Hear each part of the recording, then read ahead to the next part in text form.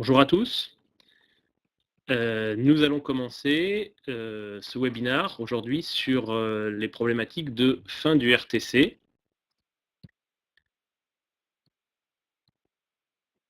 Je me présente, je suis Nicolas Boug, je suis directeur technique et cofondateur de la société Axialis. Nous sommes un opérateur télécom. Je vous fais une petite présentation très rapide d'Axialis. Nous existons depuis une grosse quinzaine d'années. Nous sommes parmi les pionniers en France de la VoIP, avec les premières offres de Centrex dès 2002, les premières offres de Trunk SIP dès 2006, et un certain nombre de produits et de milestones durant cette période. Je ne m'étends pas sur le sujet puisque ce n'est pas notre sujet principal aujourd'hui. On va parler donc de la fin du RTC, c'est-à-dire le réseau téléphonique commuté. On y va tout de suite. Voilà. Alors, donc le RTC, c'est quoi? C'est le réseau téléphonique commuté, c'est le réseau traditionnel. En fait, c'est la prise en T à l'envers que vous trouvez chez vous dans tous les logements, en tout cas jusqu'à il y a quelques années. Le problème du RTC, en fait, c'est qu'aujourd'hui, les équipements d'opérateurs, notamment chez Orange, arrivent en fin de vie. Ces équipements ne vont pas être remplacés, ou en tout cas pas remplacés de façon identique. Et donc, progressivement, il va falloir s'habituer à la disparition de ces lignes téléphoniques traditionnelles, alors à la fois les lignes analogiques et les lignes numériques dont on va parler juste après. En gros, quel est le timing de ce qui va se passer dans les années à venir? À partir de 2018, France Télécom, Orange, va arrêter de produire des accès analogiques, donc des nouvelles lignes analogiques. Il n'y en aura plus à partir du 4e trimestre 2018. Et il en sera de même à partir de 2019 pour les accès de type T0, c'est-à-dire les accès numéris, qui ne seront plus produits non plus par Orange. Ensuite, à partir de 2021-2022, suivant une répartition géographique pas encore arrêtée de façon définitive, Orange va progressivement éteindre ses équipements région par région, donc ils appellent ça des plaque par plaque, en fonction de, on va dire, de l'état d'avancement du déploiement de solutions alternatives dans chacune des régions. Mais bon, chacun ne sera pas attendu, évidemment, donc il faut se préparer à ce qui est quand même un certain bouleversement dans le paysage des télécoms en France. Alors, on va d'abord parler des lignes analogiques. Les lignes analogiques, donc tout le monde connaît, c'est la ligne qu'on a à la maison. Aujourd'hui, la principale problématique, elle va concerner non pas votre téléphone, parce que dans la plupart des cas, votre téléphone, il aura plus ou moins déjà migré sur une box ADSL ou quelque chose comme ça. Mais les problématiques vont se poser sur tous les équipements un petit peu particuliers qu'on connecte aujourd'hui sur des lignes analogiques. Je pense notamment d'abord aux fax, ensuite aux terminaux de paiement, c'est-à-dire les machines à carte bleue, tout ce qui va être alarme, système d'interphone et notamment les systèmes les lignes sécurisées, enfin les lignes de secours pour tout ce qui va être ascenseur ou autre ligne de téléphonie en site isolé. Pour tous ces cas-là, il va falloir trouver des solutions alternatives puisque donc la téléphonie sur paire de cuivre va s'arrêter.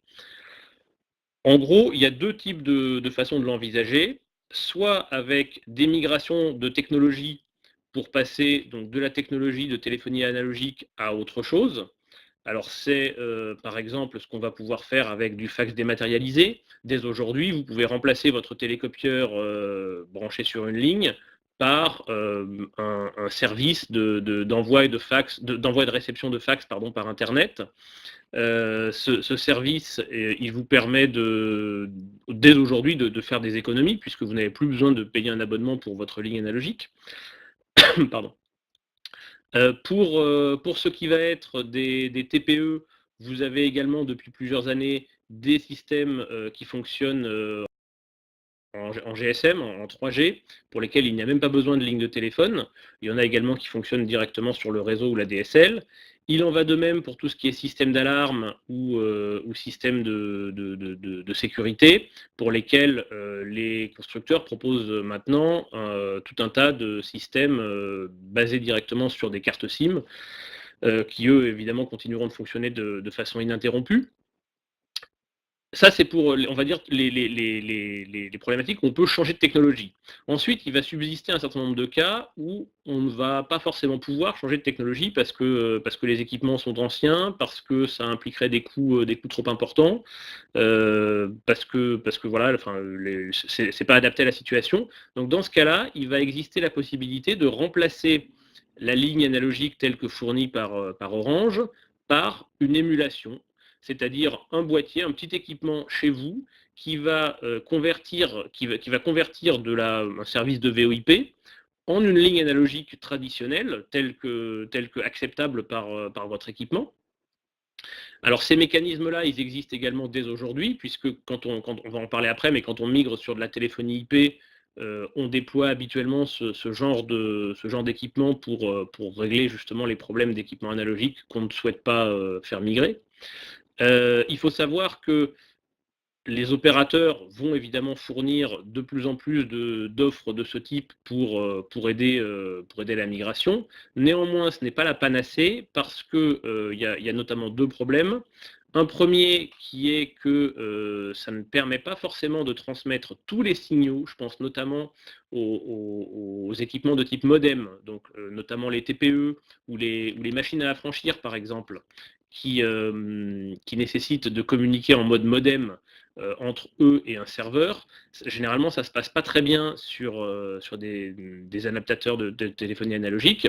Et par ailleurs, ne pas oublier qu'on perdra dans cette migration le bénéfice qu'on a aujourd'hui de l'alimentation à distance fournie par Orange. C'est-à-dire qu'aujourd'hui, une ligne analogique, si vous branchez un téléphone tout bête dessus, un téléphone juste à filaire avec un combiné, vous n'avez pas besoin de relier ce téléphone au courant, il est directement alimenté par Orange.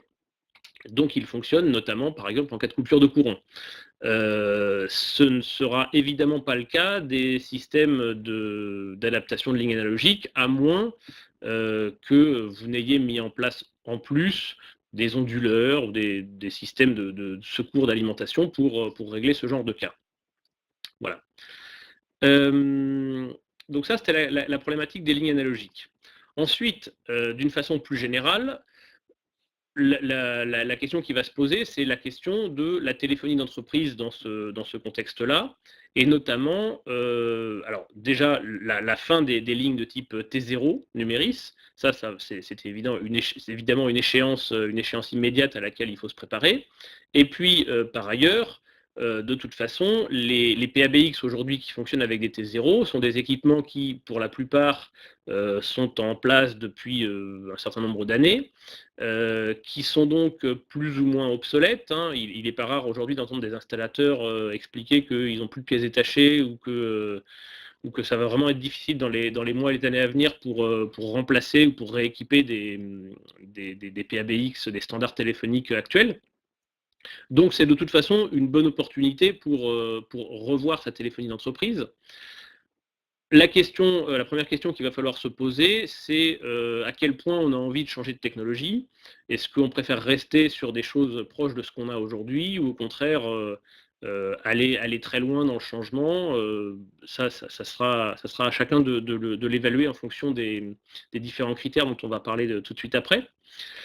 Ça peut être également l'opportunité de changer la façon dont on gère sa téléphonie et notamment sortir du paradigme un petit peu actuel où on a un opérateur d'un côté, un installateur privé de l'autre, et vous, et en bout de chaîne, avec ces interlocuteurs qui coûtent chacun de l'argent puisqu'ils ont chacun un service à vendre, pour éventuellement passer sur une offre intégrée chez un opérateur qui vous fournirait en un seul package les téléphones, le service de téléphonie, la maintenance, dans des enveloppes généralement plus abordables. Ça amène évidemment à la question du budget. Vous savez que les prix dans les télécoms ont plutôt tendance à baisser, donc c'est évidemment dans ce genre de contexte l'opportunité idéale d'aller discuter et d'aller remettre en concurrence les différents acteurs du marché. Voilà. Alors, dans le contexte de la téléphonie d'entreprise, évidemment, il va falloir remplacer tout ce qui va être T0 et ligne analogique par, a priori, de la voix sur IP. La voix sur IP, il y a deux façons de l'aborder quand on est en entreprise. Soit on va utiliser un trunk SIP connecté sur un IPBX. Alors l'IPBX, c'est quoi? C'est l'équivalent du PABX que vous avez aujourd'hui, qui va être un peu plus évolué. Alors ça peut être une adaptation de votre équipement existant ou ça peut être un nouvel équipement, pour qu'il puisse parler en IP à la fois au poste en interne. Alors ça, c'est pas une urgence parce que, évidemment, c'est pas parce que le RTC s'arrête à l'extérieur que ça change quoi que ce soit à l'intérieur de votre entreprise, mais c'est souvent aussi une opportunité d'évolution en interne pour optimiser les problématiques IT, notamment le câblage, etc. Néanmoins, l'IPBX va surtout pouvoir se connecter en IP chez votre opérateur, avec un protocole tel que le protocole SIP, qui est le plus répandu en fait aujourd'hui.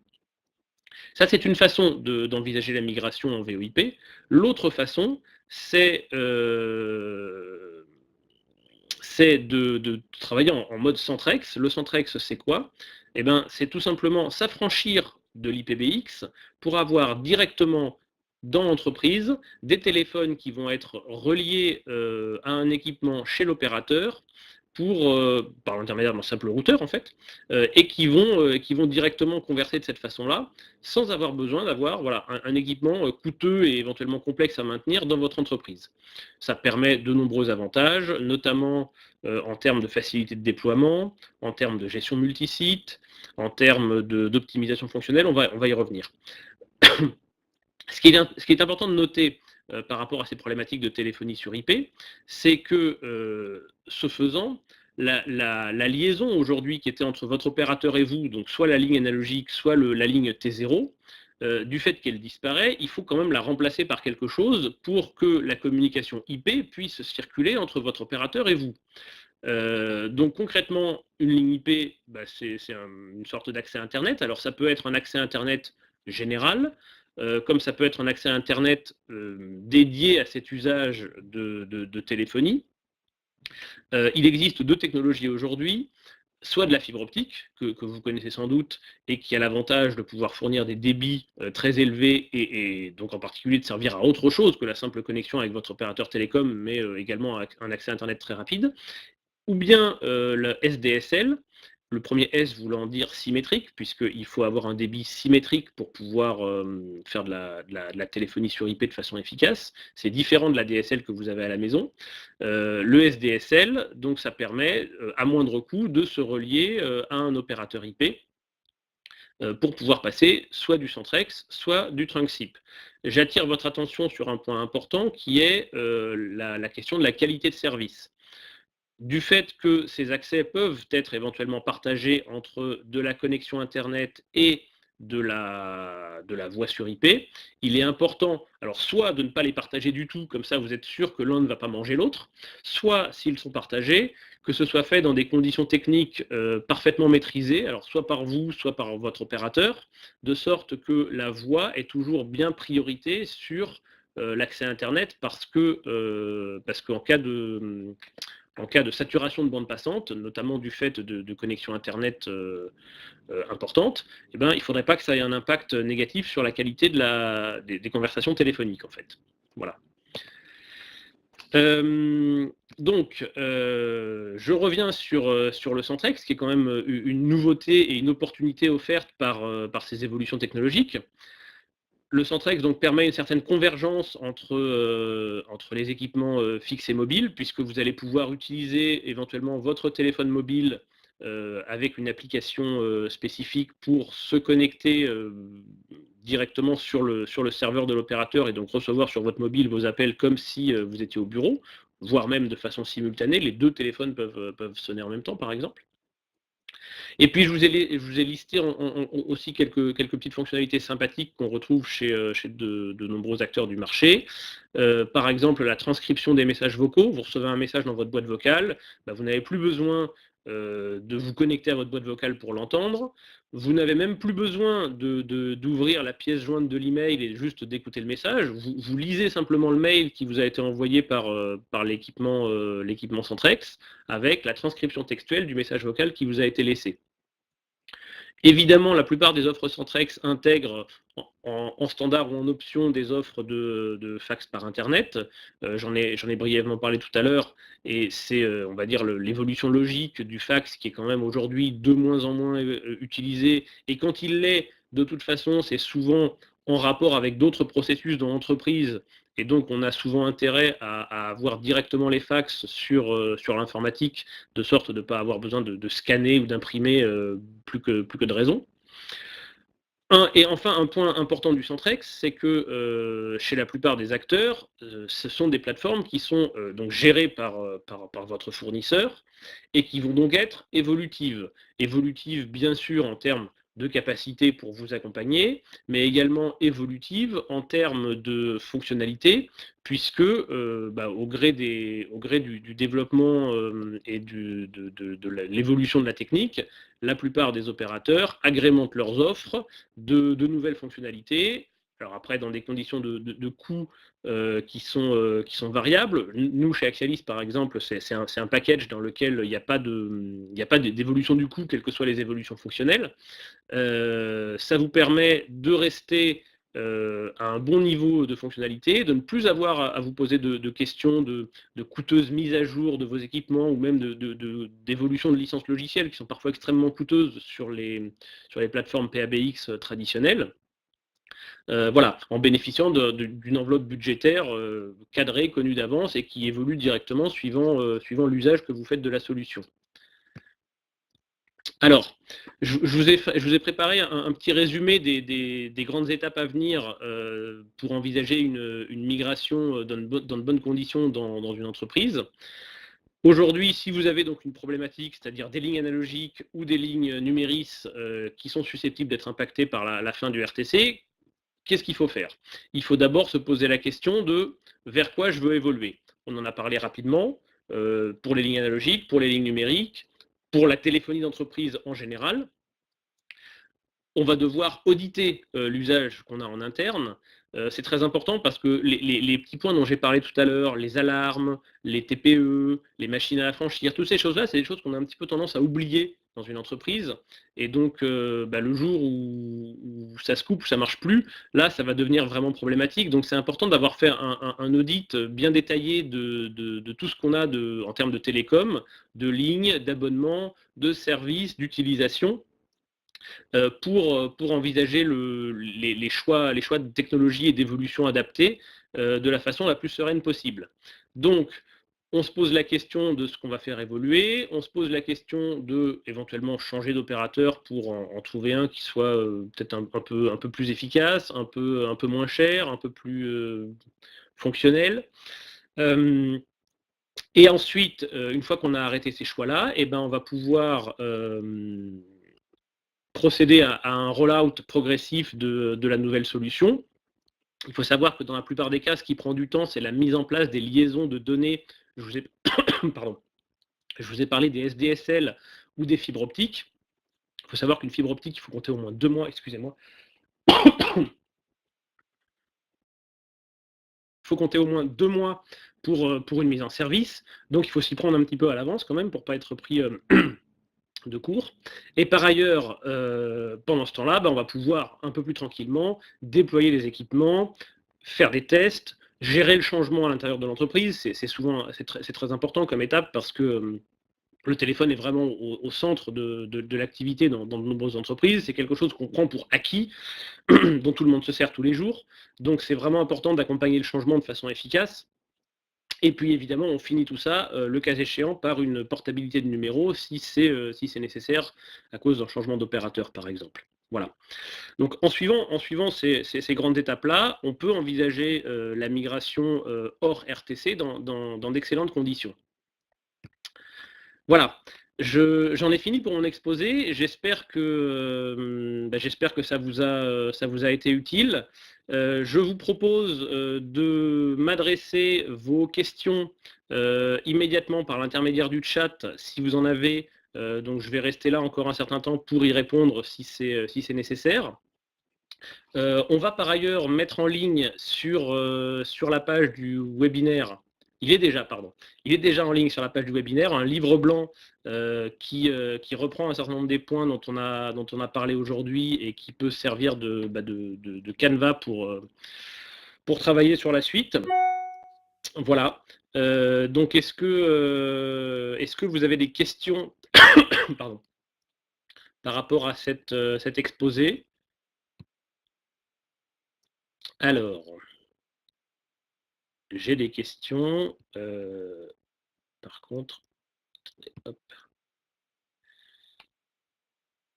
Alors, j'ai Data Telecom qui me demande et la VDSL. Alors, oui, j'ai plusieurs questions en ce sens. Alors, ce qu'il faut savoir, c'est que la fin du RTC concerne les services de téléphonie. C'est bien le réseau téléphonique communiqué dont on parle, et pas le fil de cuivre, en quelque sorte. Le fil de cuivre, lui, il est là, et il va rester pendant encore un bon moment, d'ici à ce que toute la France soit fibrée, ce qui n'est quand même pas près d'arriver, malheureusement. Donc, tout ce qui est liaison ADSL, SDSL, VDSL, eux continuent de fonctionner de façon normale. Il n'y a pas de souci et peuvent, dans certains cas, donc, pouvoir servir de support pour des services de téléphonie sur IP. Voilà. Alors, j'ai Johan qui me dit, alors que le sondage était difficile, parce qu'il est raccordé à beaucoup de choses. Effectivement, je pense que Johan gère un gros parc. Alors, sachez, Johan, qu'il n'y a pas de fatalité, évidemment. Plus c'est une grosse installation, évidemment, plus ça nécessite d'être envisagé à l'avance et en étudiant vraiment quels sont les usages. Et par exemple, vous me parlez de nombreuses lignes analogiques. Quels sont les équipements qui sont déjà les équipements ou les réseaux qui sont déjà disponibles éventuellement sur les sites en question. Je vous propose de nous recontacter. J'ai mis les coordonnées au bas de la dernière slide. N'hésitez pas à prendre contact avec moi ou avec l'un de mes collègues pour qu'on puisse vous aider à réfléchir ensemble aux meilleures solutions possibles en fonction. Alors voilà, je peux pas vous répondre directement, mais on pourra étudier ça avec vous. Voilà. Alors, donc j'ai une auditrice qui nous demande, qui nous explique qu'elle a 4 lignes T0 chez elle. Est-elle concernée? Oui, évidemment, c'est Nabou, vous êtes concerné, puisque les T0 font partie, à partir de 2019, des accès qui ne seront plus ouverts, et à partir de 2020-2021, des accès qui vont être effectivement fermés. Donc vous voyez qu'il n'y a pas d'urgence, on est en train de parler d'une échéance qui est à 2, 3, 4 ans. Néanmoins, c'est aujourd'hui qu'il faut commencer à se poser les bonnes questions pour pas être pris de court et pour pouvoir y répondre de façon la plus intelligente possible. Alors, j'ai Pierre qui me parle des problématiques M2M. Alors, je ne sais pas exactement à quoi vous faites référence, Pierre. Si c'est en fait pour tout ce qui va être terminaux de paiement ou système d'alarme ou système de contrôle de production éventuellement ou de choses comme ça, oui, si aujourd'hui ces équipements ils fonctionnent sur des lignes RTC analogiques, ils doivent demain changer de technologie parce que de toute façon les éventuels adaptateurs de téléphonie analogique ne fonctionnent pas très bien avec tout ce qui est modem.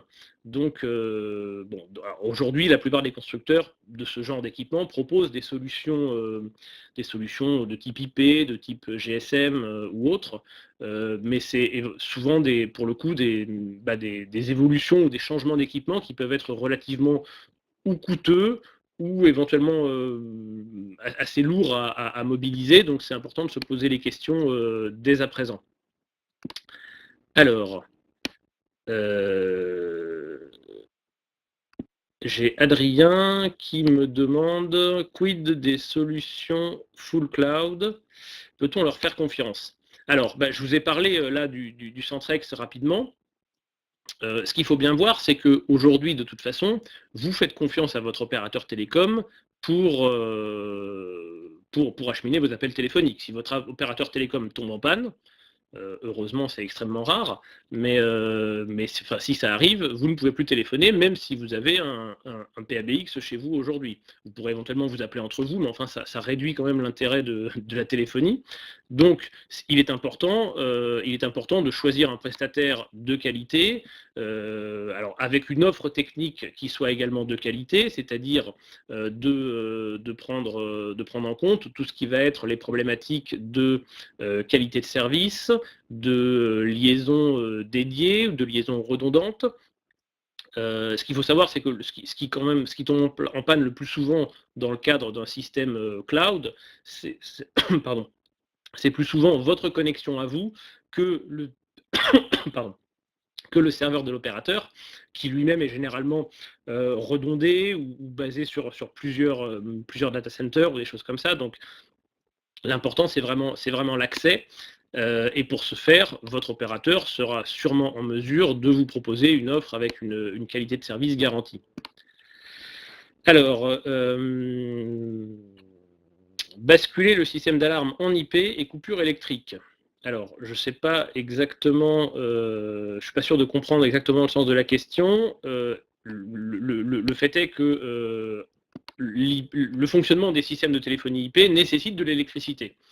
Ça veut dire que si aujourd'hui votre système d'alarme il avait par exemple une petite batterie et qui se connectait à la ligne de téléphone, et effectivement il pouvait continuer de téléphoner lorsque grâce à sa batterie et à la ligne de téléphone qui fonctionnait de façon ininterrompue, même quand il y avait une coupure de courant dans votre quartier.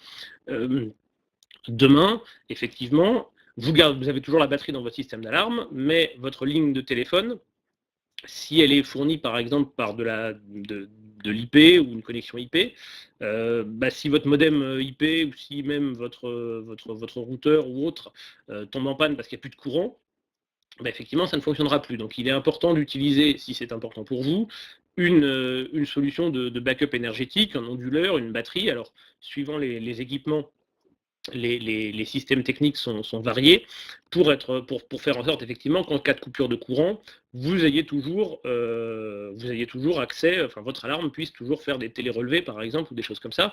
D'où l'intérêt d'ailleurs dans un certain nombre des cas, des systèmes d'alarme qui vont utiliser les cartes SIM, donc de la 3G, du GSM, et qui vont pouvoir de façon autonome continuer de faire des relevés d'informations ou des envois d'alarme, même s'il n'y a plus de courant ou de ligne de téléphone.